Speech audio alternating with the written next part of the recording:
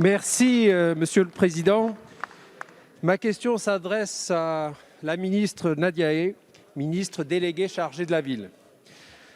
Les contrats de ville permettent d'abord d'embrasser l'ensemble des politiques publiques, économiques, sociales, environnementales, éducatives, culturelles, et permettent ensuite d'accorder chaque année aux acteurs et parties prenantes plus de 400 millions d'euros en plus des autres soutiens financiers.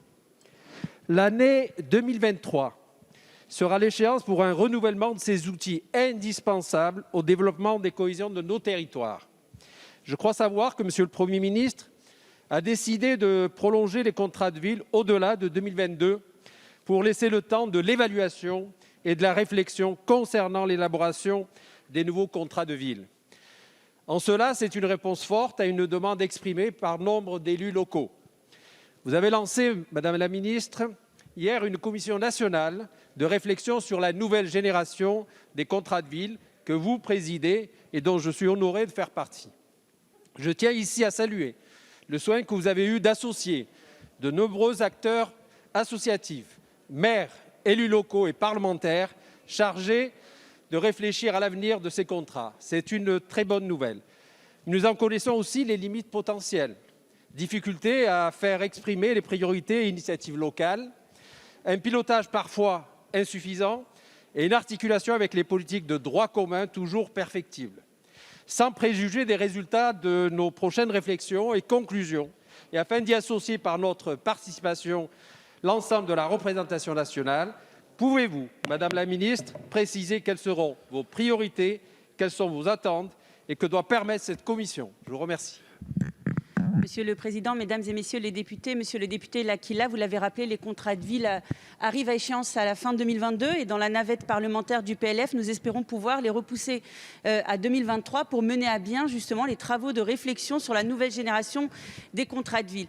À l'heure où nos habitants des quartiers reçoivent des messages stigmatisants, des messages insultants, nous préférons, nous, agir pour leur bien-être, agir sur l'avenir justement de l'intervention des contrats de ville. Certains veulent les raser, d'autres veulent envoyer l'armée. Nous réfléchissons à la meilleure manière d'intervenir dans les territoires avec les élus.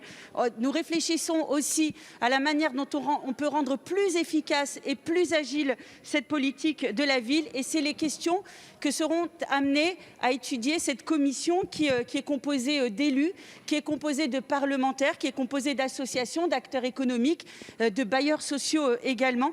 Nous réfléchirons également sur les nouveaux modes d'intervention en tenant compte des enjeux du XXIe siècle tels que la transition écologique, l'emploi des jeunes, la transformation urbaine, la participation citoyenne ou encore la sécurité des habitants qui y résident.